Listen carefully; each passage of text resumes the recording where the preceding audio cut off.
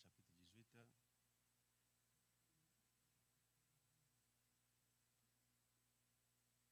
Frère Cyprien, verset 19.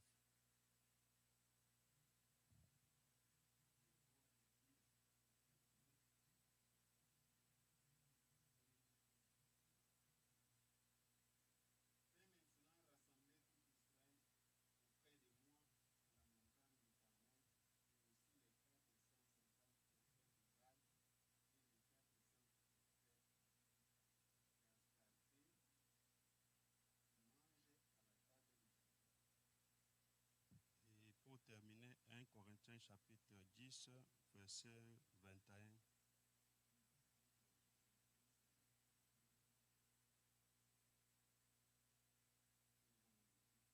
Amen.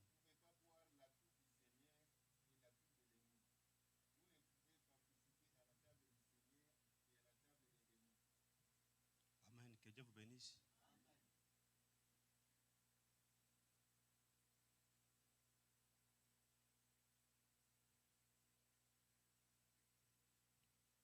Sans plus tarder, compte tenu le temps nous fait défaut, je vais parler un peu seulement. Et la fois passée, on avait parlé sur le saint sacerdoce comme une maison spirituelle. Et comme on avait expliqué, comme l'apôtre Pierre dit, nous qui sommes des pierres vivantes, nous sommes édifiés pour construire une maison spirituelle et aussi un saint sacerdoce. Et on avait dit, lorsqu'on parle d'un sacerdoce, Pierre a dit de pierres vivantes pour construire aussi une maison spirituelle. C'est-à-dire, les sacerdoces, j'avais dit, c'est la maison de pierre, la maison de pierre spirituelle. C'est-à-dire les gens qui ont baptisé du Saint-Esprit. Or, le Saint-Esprit, c'est la personne de Jésus-Christ lui-même dans l'homme. C'est pourquoi vous verrez, la Bible dit, marchons selon l'Esprit et non marchons selon la chair. Parce que la chair a ses désirs et ses sentiments. Et les sentiments de la chair est contraire aux sentiments de l'Esprit. Parce que les sentiments de l'amour et de l'Esprit, premièrement, c'est l'amour. Et dans l'amour, nous voyons tout, comme l'apôtre Paul a dit, à 1 Corinthiens chapitre 13, lorsqu'il a expliqué sur l'amour, il a défini, il a détaillé sur l'amour. Et par là, on comprend que cet amour de Dieu, c'était la personne du Seigneur Jésus-Christ. Amen. Et nous, tels que nous sommes là, nous sommes une maison bâtie sur la montagne. C'est-à-dire la maison que tout le monde regarde. Et la nature qui est en nous, la nature de l'amour, dans l'amour, il y a tout, il y a l'humilité, dans l'amour, il y a le pardon, l'amour supporte tout, l'amour croit tout. C'est ça, la nature d'un enfant de Dieu. Et la Bible dit ceci,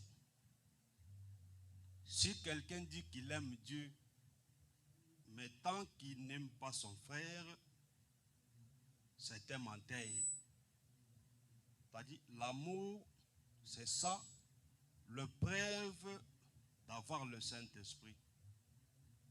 Parce que le Saint-Esprit, c'est la personne de Jésus-Christ manifestée. Parce que l'amour de Dieu a été manifesté à travers le Seigneur Jésus-Christ.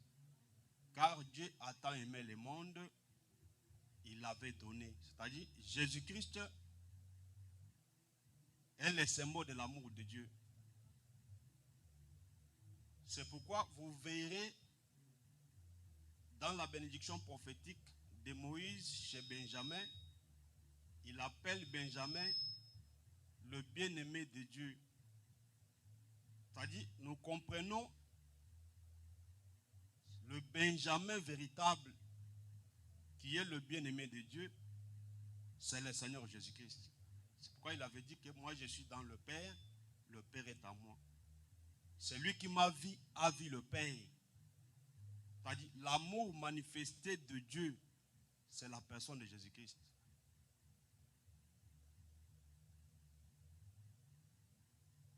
C'est pourquoi la marche d'un enfant de Dieu, tant qu'on est sur la terre, nous aurons des problèmes, nous allons croiser des problèmes partout dans le monde.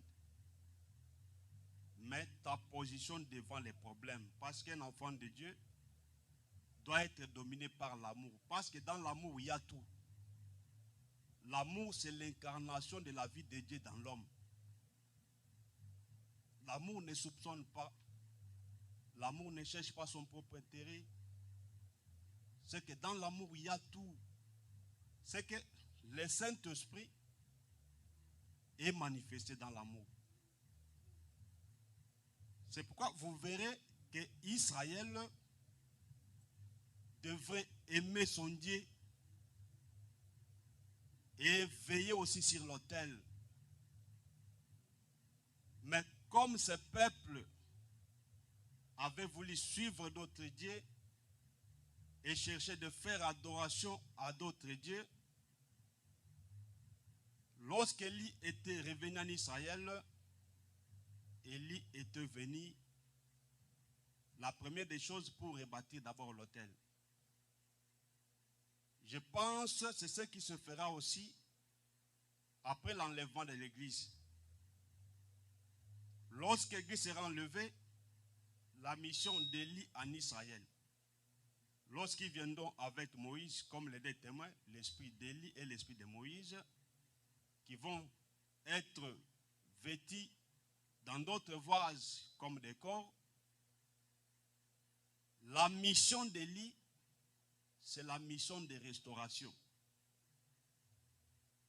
C'est-à-dire pour rebâtir, c'est-à-dire pour faire retourner la chose comme auparavant. Le Dieu qui avait quitté Israël, Élie doit mener ses dieux, ramener ses dieux en Israël. Que Dieu vous bénisse. C'est pourquoi tant que l'enlèvement n'a pas encore eu lieu, pas question d'Élie, le messager aujourd'hui. Mais nous savons ce que Pierre a dit en Actes chapitre 3. Pierre, lui, a confirmé Élie comme le Seigneur Jésus-Christ et Moïse comme le Seigneur Jésus-Christ. Et nous savons que lorsqu'on voit Moïse, nous voyons tous les prophètes. Nous voyons même la loi. Mais lorsqu'on présente les deux, on présente Moïse et Élie. Là, Moïse représente la loi et Élie représente tous les prophètes. Que Dieu vous bénisse. Quelle est la mission d'Élie aujourd'hui? Parce que l'église, nous ne vivons que dans le temps de la grâce. Mission d'Élie, c'est pour ramener, c'est pour restaurer. C'est-à-dire un peuple qui avait perdu son bien, un peuple qui avait perdu son Dieu, les promesses, ainsi de suite. C'est le peuple qui aura besoin d'Élie pour les restaurer. Là, c'est la maison d'Israël. Mais nous, aujourd'hui, depuis la mort de Jésus-Christ à la croix, c'est toujours la période de la grâce. Parce que la période de la grâce avait commencé depuis la mort de la croix jusqu'au jour de l'enlèvement. L'année de grâce aura terminé. Mais le peuple qui avait vécu autrefois avec Dieu, c'était Israël. Par leur incrédulité, aujourd'hui, ils ont perdu ces dieux, des promesses, ainsi de suite. C'est pourquoi, lorsque nous serons enlevés, Dieu leur visitera à travers Élie et Moïse pour leur restauration. C'est pourquoi vous voyez ici, Élie est revenu encore afin qu'il y ait pluie en Israël. Parce qu'il n'y avait plus encore pluie en Israël. Or, la pluie, c'est la présence de Dieu. C'est-à-dire, aujourd'hui, Dieu est absent en Israël. Dieu, c'est la parole. Dieu, c'est l'enseignement. Dieu, c'est l'évangile éternel. Maintenant, lorsque nous serons enlevés, c'est alors Dieu va envoyer Élie pour amener Israël. C'est-à-dire pour amener le message de la vie en Israël pour les restaurations.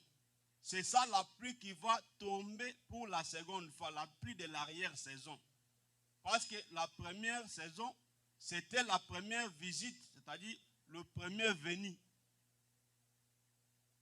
Que Dieu vous bénisse. Et second venu, c'est lorsqu'il viendra à travers les deux témoins. Mais il faut faire attention, second venu a des volets. C'est-à-dire, lorsqu'il reviendra à travers les deux témoins, c'est-à-dire l'enseignement là va représenter le retour de Christ. Et ils seront restaurés par cet enseignement que les deux témoins vont prêcher. Que Dieu vous bénisse. Et il y aura encore l'accomplissement des Actes des Apôtres, chapitre 1, verset 10. C'est-à-dire, lorsque Jésus-Christ montait, les anges ont apparu aux apôtres en leur disant, comme vous les voyez monter, c'est les mêmes aussi, vous les verrez descendre. Que Dieu vous bénisse. Ils ont vu Jésus monter, c'est-à-dire lorsqu'il était venu pour la première fois, ou soit son premier venu, Jésus-Christ était vu en Israël. À cette époque-là, nous étions absents. Et après l'enlèvement de l'Église, il reviendra sous la forme du Saint-Esprit, sous la forme de la parole que nous avons. Parce que la parole, c'est le Saint-Esprit. C'est-à-dire, c'est la venue spirituelle de Dieu. Nous avons le Seigneur Jésus-Christ tous les jours au milieu de nous, sous forme du Saint-Esprit. Que Dieu vous bénisse. Maintenant, pour la délivrance totale d'Israël, les jours de l'Éternel, les jours de la bataille d'Armageddon, la Bible dit tout œil le verra, même celui qui l'avait percé, il le verra ces jours-là. Là maintenant, il viendra physiquement, mais dans la gloire. Que Dieu vous bénisse. Parce que dans la transfiguration, lorsque Pierre avait vu des corps. Il a vu Élie, l'un de vivants, qui a été enlevé. Et il a vu Moïse, l'un des vivants qui était mort. Et il a vu Dieu dans la chair humaine qu'on appelle Seigneur Jésus-Christ. Parce que lui-même avait confirmé, il avait dit, en lui, comme la Bible dit, en lui habitait toute la plénitude de la divinité. C'est-à-dire Jésus-Christ, il était le Dieu véritable. Parce que lui-même avait confirmé, c'est lui qui m'a vu, a vu le Père.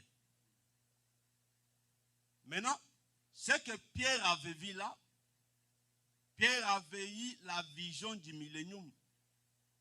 Parce que dans le millénium, ce sera la fête des corps. Parce que dans le millénium, il y aura ceux qui ont connu la mort.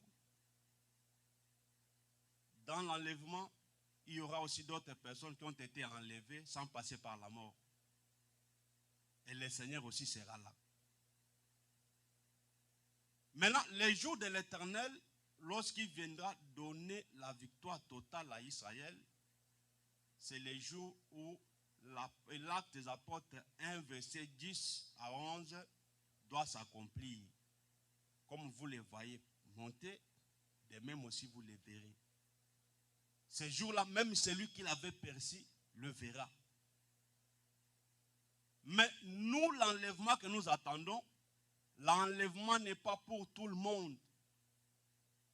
Parce que la Bible dit en un clin d'œil. C'est-à-dire, ce n'est que ceux qui ont été scellés du Saint-Esprit, ceux qui ont la marque de Dieu, ceux qui gardaient le témoignage, la vie, la parole pure, ce sont là ceux qui seront enlevés ces jours-là. Et ce n'est pas tout le monde qui verront le Seigneur. Parce que les autres disent, Mais ces choses-là se feront en secret, uniquement pour l'épouse avec son époux. Que Dieu vous bénisse. C'est pourquoi j'avais dit, la première chose qu'Élie devrait faire d'abord, c'était la construction de l'autel. C'est-à-dire, l'autel, c'est l'enseignement. L'autel, c'est la parole. C'est-à-dire, la parole, c'est ça la vie. La parole, c'est la vie. Si Dieu t'a fait grâce de croire à la parole de la vie, sachez-le très bien, tu es garanti de vivre éternellement.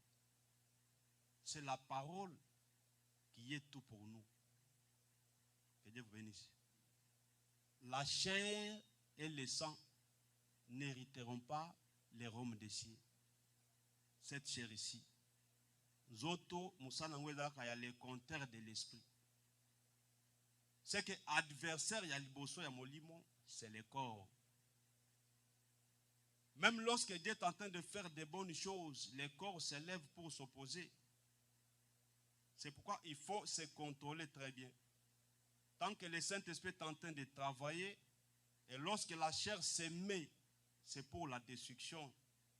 Parce que Dieu est en train de construire en esprit. Comme j'avais dit, lorsque Salomon faisait la construction du temple, il le faisait en silence. Mais le bruit se faisait dans la carrière. Là où on brisait le pierre, c'est là où il y avait le bruit. Et j'avais dit ceci, carrière, c'est l'église locale, où on est en train de prêcher, on est en train de crier. Mais pendant que Dieu est en train de prendre, ce n'est que les héritiers de la promesse, ceux qui ont crié à cette parole, et ceux qui mettent cette parole en pratique, ce sont là que Dieu est en train de prendre pour construire la maison spirituelle. Que Dieu vous bénisse.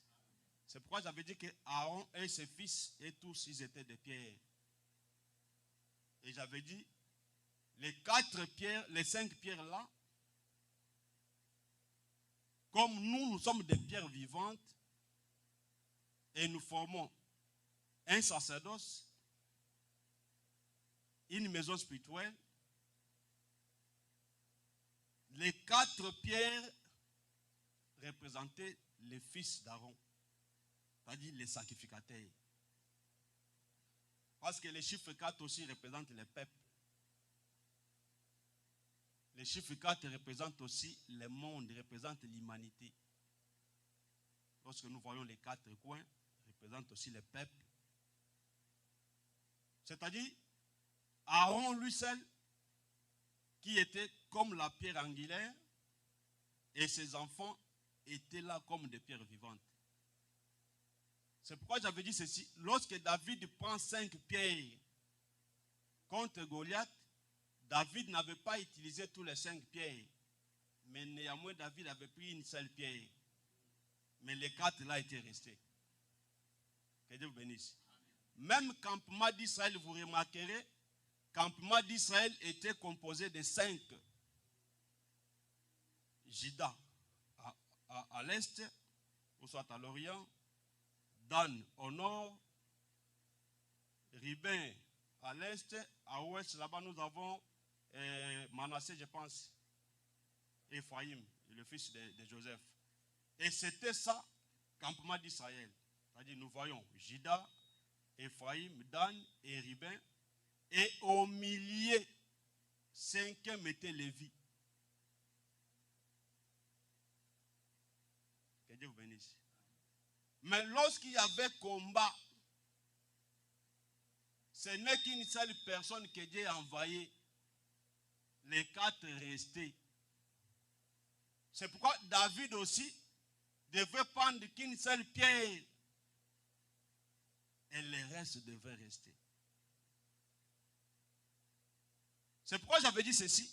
Même à ce qui concerne sur les dons ministériels, sur les prophètes, les apôtres, les docteurs, les évangélistes et les pasteurs,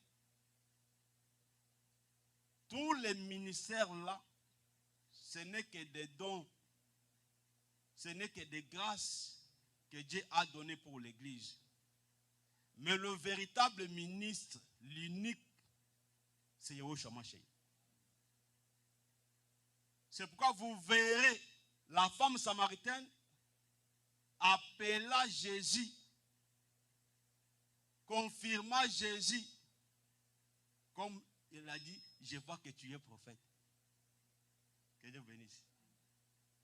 Pierre dit ceci, lorsqu'il conseillait le pasteur, il a dit ceci, travaillez, faites le service divin, jusqu'à ce que vous serez récompensés par les souverains sacrificateurs lorsqu'il apparaîtra.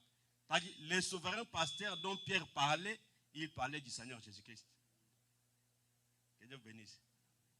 Et en hébreu, Paul l'appelle l'apôtre de notre foi. Lorsqu'il s'est croisé avec Nicodème, Nicodème l'appela docteur. Que Dieu vous bénisse. Évangéliste comme parolier. Les jours où il avait enseigné, on voulait l'attraper. Et ces gens-là sont retournés vers leur maître. Et où est le Messie en question qui est en train de troubler Israël? Nous vous avions envoyé pour amener cet homme ici. Ces gens répondirent, depuis que les hommes ont parlé, l'homme n'a jamais parlé comme cet homme. Et par là, on comprend que Jésus-Christ était le véritable évangéliste. Que Dieu vous bénisse. C'est-à-dire, parmi les 5 qui étaient tout autour de la marche d'Israël, ou soit dans les campements d'Israël, Juda, Ephraïm, Dan et Ruben, Lévi au milieu. Si vous lisez en Juge, chapitre 16, vous verrez ceci, chapitre 18, vous verrez un jour, lorsqu'Israël était séparé, Benjamin de l'autre côté, les autres 11 de leur part, et lorsqu'il faisait combat contre Benjamin, Benjamin sortait toujours victorieux. Alors, ils sont allés faire la prière. Parce que la solution d'un enfant de Dieu, lorsqu'il a des problèmes, il faut s'approcher vers Dieu. En prière, c'est là où on parle avec notre Père. Que Dieu vous bénisse. Même David, avant d'aller au combat, vous remarquerez, David avait eu toujours le temps de causer avec son Dieu. Avant de partir, il faut d'abord les consulter et Dieu l'accompagner. Le Dieu dont nous prions, ce n'est pas un Dieu mort, mais c'est un Dieu vivant. Un Dieu qui écoute, un Dieu qui répond.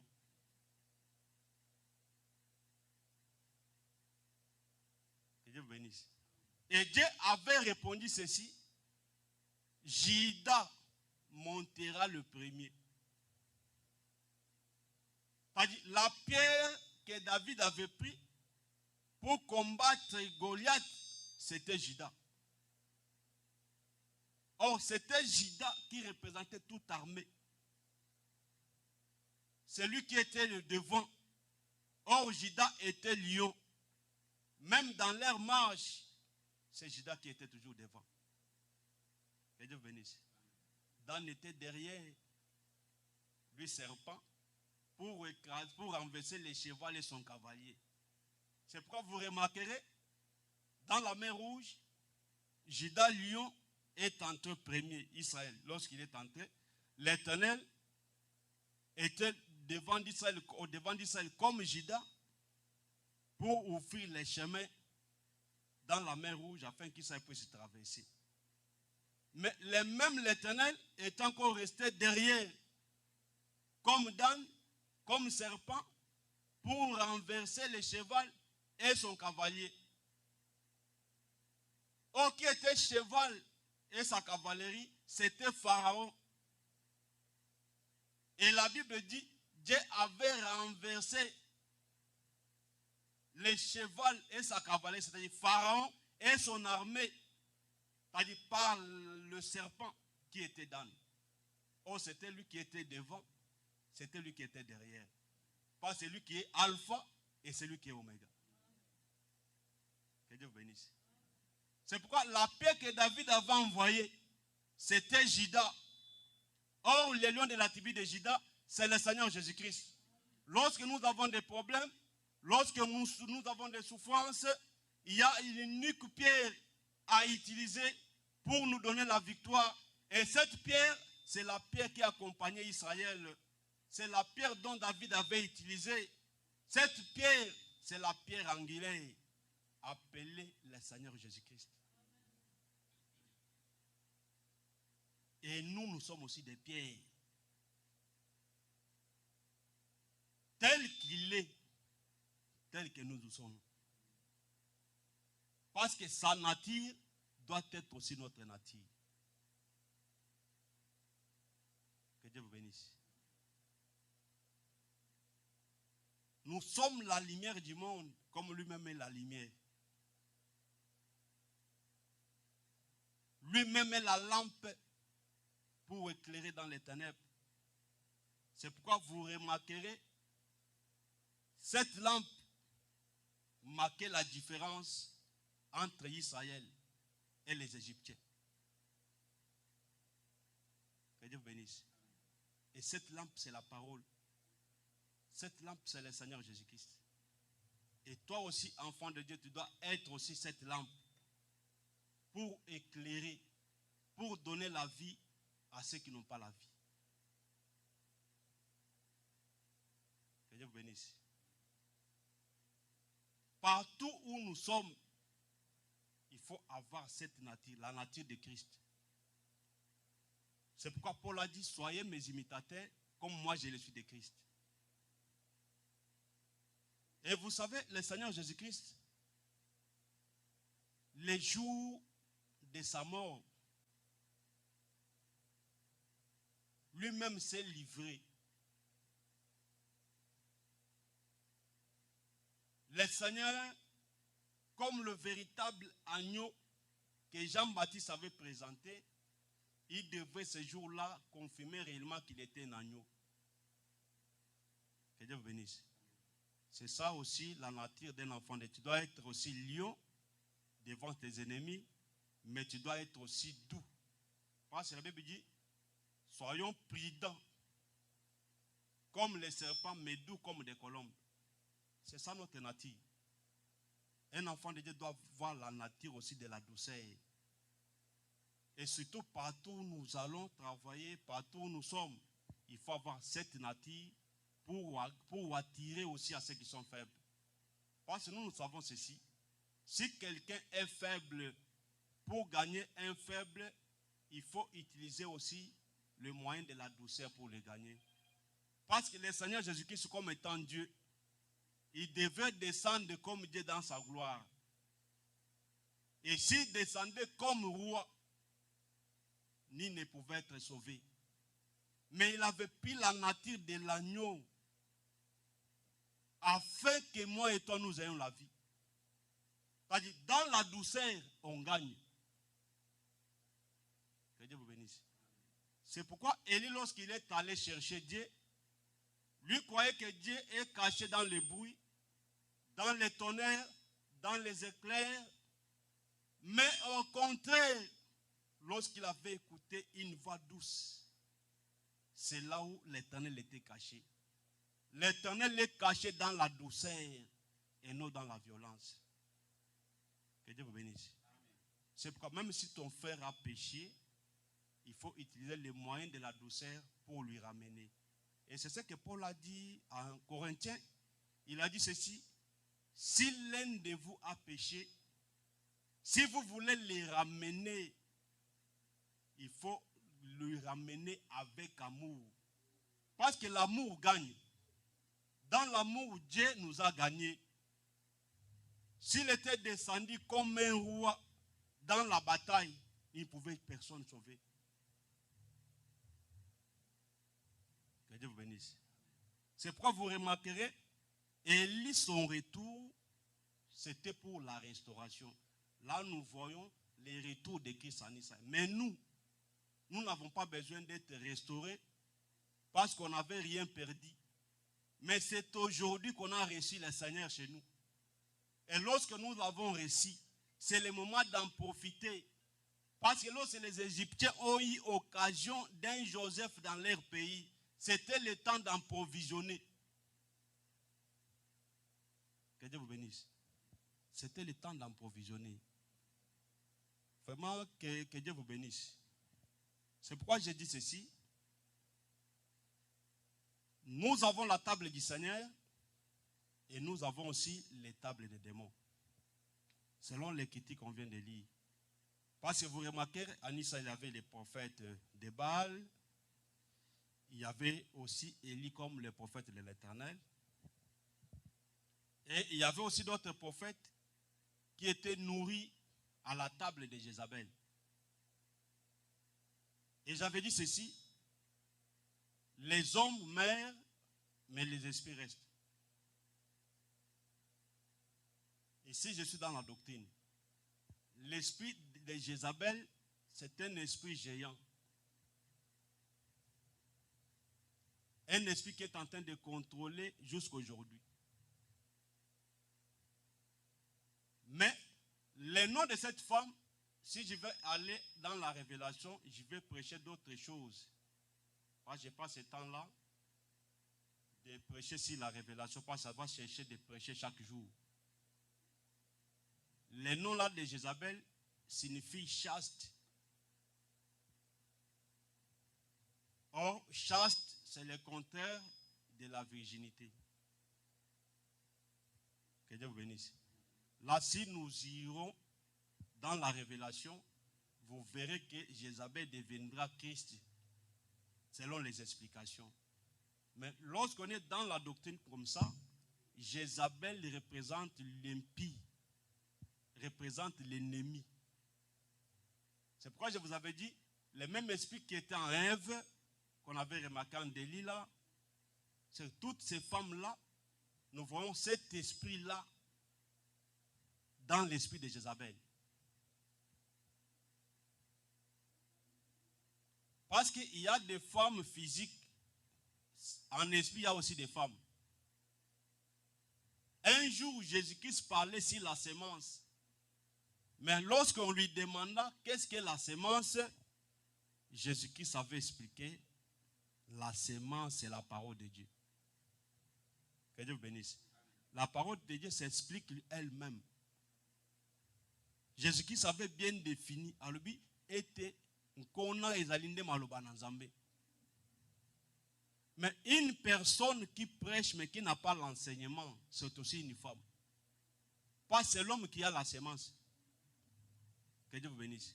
C'est pourquoi vous verrez Rachel demander à Jacob, donne-moi les enfants, sinon je meurs. Mais si la femme avait la sémence, elle ne pouvait pas demander à Jacob. Je ne sais pas si vous me comprenez. C'est l'homme qui a la sémence. C'est pourquoi Rachel avait demandé, donne-moi les enfants, sinon je meurs. Et Jacob avait dit ceci, je ne suis pas à la place de Dieu pour te donner les enfants. Mais selon la femme avait compris, entre moi et l'homme, c'est l'homme qui a la sémence. Que Dieu vous bénisse. Malgré des titres ministériels, mais s'il n'y a pas l'enseignement pire, la saine doctrine, cette personne-là est aussi stérile, cet homme-là n'a pas la sémence. Parce que la véritable sémence, c'est l'évangile éternel. Que Dieu vous bénisse. C'est ça la sémence originale. Parce que les gens n'arrivent pas à comprendre jusque-là qu'est-ce que la saine doctrine, qu'est-ce que l'évangile éternel. Nous prêchons, nous n'avons pas le temps de prêcher. Mais tous les thèmes de la Bible, tout ce que vous pouvez amener, nous allons tout expliquer. Pourquoi? Parce que le ministère est là. Nous avons la sémence. La sémence, c'est la capacité de donner la solution au peuple et répondre à toutes les questions. Et le peuple meurt faute de quoi? Maintenant, la trompette, le travail de trompette, c'est pour annoncer le message. Mais si le sonnet de la trompette, comme Paul a dit, sonne la trompette avec un son confus, comment les peuples se prépareront pour la guerre? Si les sonneurs de la trompette sonnent la trompette avec un son confit. C'est-à-dire, partout où vous pouvez partir, on ne donne pas l'explication de la parole de Dieu. Sachez-le très bien.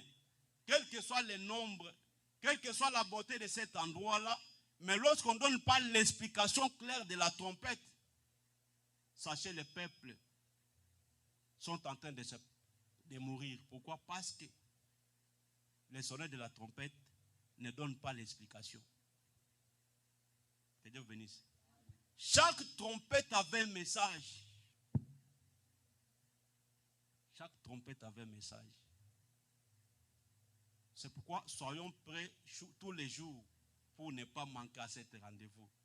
Vous savez, un enfant de Dieu, c'est quelqu'un qui est prêt à tout moment. Un enfant de Dieu n'est pas léger à tout mouvement. Il y a d'autres choses dans la vie, il faut comprendre. Même si ton frère a fait quelque chose, il ne faut pas suivre tout mouvement. Si dans la vie tu fais attention à tout, c'est toi qui vas commencer à pécher. Parce que vous savez, la Bible dit ceci. Si quelqu'un a péché et toi tu veux aller relever cette personne, fais attention. Sinon, c'est toi qui peux tomber à sa place. C'est pourquoi soyons prudents. Tout mouvement, un enfant de Dieu ne peut pas suivre tout mouvement. Parce que ça peut t'amener dans la distraction. Il y a d'autres choses que celui qui est ferme dans la foi, il fait semblant dans d'autres choses, il prie que Dieu fasse grâce. C'est ça la nature des enfants de Dieu.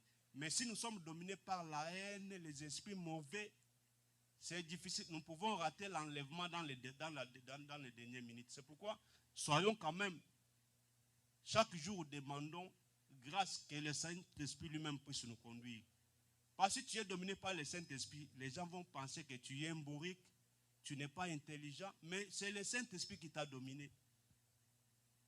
Le Saint-Esprit rend un homme faible, mais s'il est fort, que Dieu vous bénisse. Excusez-moi, c'était en 2008, je vivais avec un pasteur, mais il n'est plus encore, il prêchait aussi notre évangile ici. Lorsque je lui avais reçu, on a fait quelques temps avec lui. Un jour, il m'a félicité en me disant, ce que les gens disent sur les balouba, mais chez toi, je ne vois pas ces signes. Vous voyez, ce n'est pas tout le monde. Lorsqu'on parle d'un tribu, ce n'est pas tout le monde. Lorsqu'on parle d'une famille, ce n'est pas tout le monde. Mais celui qui est dominé par l'Esprit de Dieu, il sera différent des autres. Que Dieu vous bénisse. C'est pourquoi soyons modèles, que le Saint-Esprit lui-même puisse nous dominer. Si nous sommes conduits par l'Esprit de Dieu, nous ferons de grandes choses. Parce que le Saint-Esprit est manifesté dans l'amour. C'est ça le grand thème de la Bible, c'est l'amour. Parce que l'amour, c'est la porte du ciel. Si vous lisez 1 Corinthiens chapitre 13, il n'y a pas d'interprétation là-bas. Vous verrez tout dans l'amour. Dans l'amour, il y a tout. Et le thème d'amour va te rendre faible. Même l'amour te rendra faible. Parce que c'est ça même les signes du Saint-Esprit. Que Dieu vous bénisse. C'est pourquoi Élie, comme il aimait son Dieu,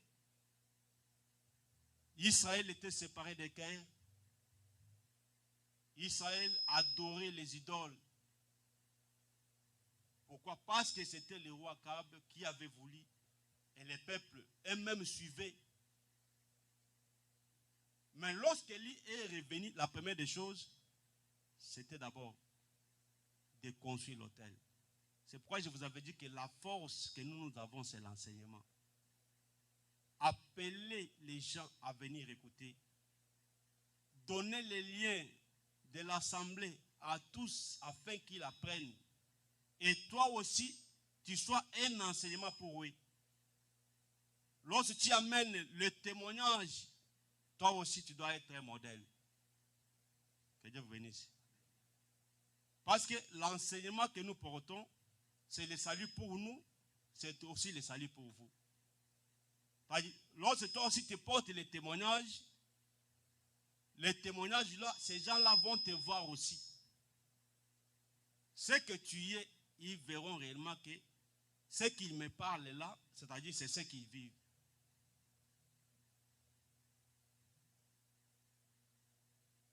Que Dieu vous bénisse.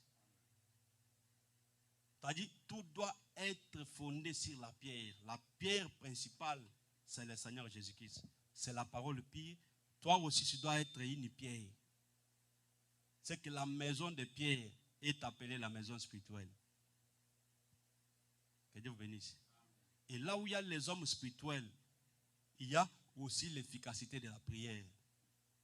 Parce que la Bible dit ceci, la prière des justes a une grande efficacité. C'est-à-dire la force de la prière des justes. Voyons voir aussi l'exemple de notre frère Sédéchias. Que Dieu vous bénisse.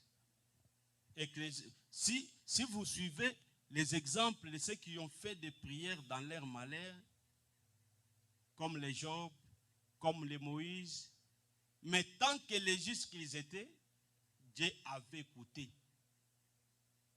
Parce que Dieu écoute la prière des justes.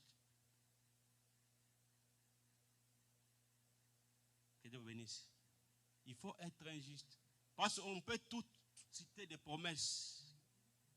Mais ce qui est important d'abord, tu dois être juste. Tu dois être intègre.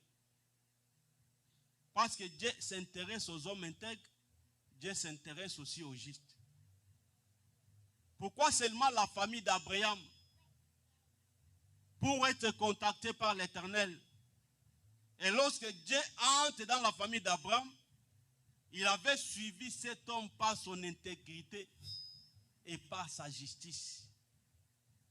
Et lorsque Dieu est entré là-bas, Abraham prie pour son neveu. Que Dieu vous bénisse.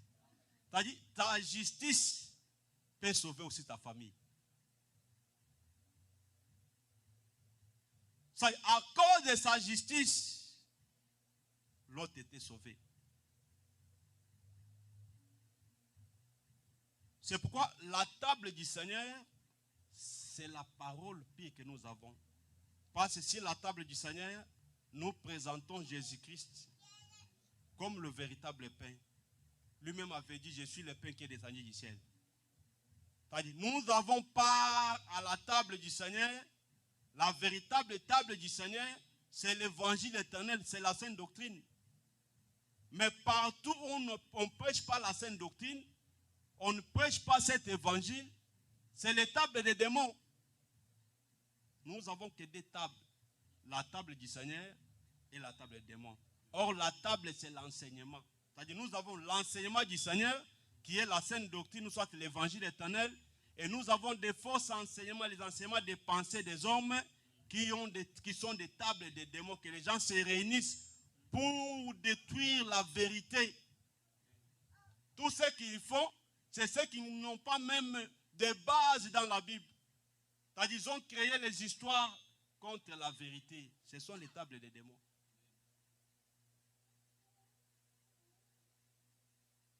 Que Dieu vous bénisse. Mais nous avons eu la grâce de Dieu. C'est pourquoi soyez contents. Glorifiez l'Éternel. Tel que nous sommes petit nombre, mais nous avons eu la grâce de participer à la construction de l'arche de Noé. Parce que Noé n'avait pas prêché, venez. Mais ceux qui ont participé à la construction de l'arche, ce sont là aussi qui ont eu part d'entrer dans l'arche. L'arche, c'est le corps de Christ. C'est l'église qui est en train de se construire avec des pierres vivantes, nuit et jour. Tout celui qui est en train de participer à la construction, c'est lui aussi qui sera enlevé. Mais ceux qui n'ont pas participé à la construction, dans l'évangélisation de la sainte doctrine, aujourd'hui, ils n'iront pas dans l'enlèvement. Et la deuxième chose, ils doivent être aussi couple. C'est-à-dire, un homme avec sa femme, un homme avec sa femme, un animal fait mal et aussi mal, comme ça. C'est ce qui y est dans l'enseignement de Noé, dans l'évangile éternel. Que Dieu vous bénisse. Il faut, toi, tu sois une femme et le Seigneur Jésus soit ton mari. Christ est le mari de l'église et l'église est son épouse. Si tu fais part au corps qui est l'église, la femme de Jésus-Christ, sachez-le très bien, ce jour-là, tu seras enlevé. Mais pour participer à ce corps, tu dois être baptisé du Saint-Esprit. C'est pourquoi les jours où on avait commencé à partager ensemble avec vous, on avait dit ceci. Avant d'être baptisé dans les eaux, il faut d'abord commencer en esprit. Parce qu'Israël, premièrement, a été baptisé dans la nuée, premièrement. Après quoi, dans la mer Rouge. Or, la nuée, nous voyons le baptême du Saint-Esprit, le baptême de l'Esprit qui doit commencer premièrement. Ensuite, par la confirmation dans les eaux. Que Dieu vous bénisse. Mais vous verrez, les gens, partout, même aujourd'hui où nous parlons, ils n'ont pas l'enseignement pire. Mais ils amènent les gens seulement au baptême. Après quoi, dès qu'ils rentrent, il n'y a pas l'enseignement. Et vous verrez des mêmes personnes-là, demain, ils continuent à pécher. Vous savez, ce qui fait mal à un prédicateur, après avoir baptisé une personne, et vous voyez cette personne continuer à vivre dans la vie de péché, c'est plus qu'un perdre même une personne. C'est comme quelqu'un que tu as perdu par la mort. Après avoir baptisé, demain, je te vois pécher. Ça fait mal.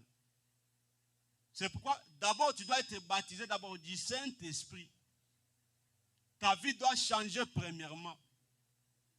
Parce que ce qu'on fera aux autres des baptêmes, ça doit être d'abord reflété par ce qui s'est passé spirituellement. C'est-à-dire, tu es mort avec le Seigneur et tu es ressuscité avec lui. Et après quoi, lorsqu'on ira dans les eaux, nous allons faire les symboles seulement de mourir et de ressusciter. Que Dieu vous bénisse. D'abord, tu dois mourir d'abord pour ressusciter une nouvelle créature. Ta vie doit changer premièrement. On ne prêche pas seulement pour nous qui sommes ici, mais je pense qu'il y a d'autres personnes qui nous suivent aussi ailleurs. Et si la repentance est la première chose, même Zachée, lorsqu'il s'est croisé avec le Seigneur, vous remarquerez que cet homme, sa rencontre avec le Seigneur, lui avait amené à la repentance. Ce n'est pas le Seigneur qui avait commencé à juger cet homme, mais seulement lorsqu'il a réussi le Seigneur, lui-même a commencé à parler. D'abord, lorsque la parole entre en toi, la communication du Saint-Esprit te poussera à se repentir. Que Dieu vous bénisse. Je m'arrête ici. Que Dieu vous bénisse. Nous allons prier afin que Dieu nous fasse grâce de marcher toujours devant lui, nuit et jour. Parce que notre capacité ne viendra pas de nous-mêmes, mais notre capacité viendra de Dieu. C'est pourquoi tu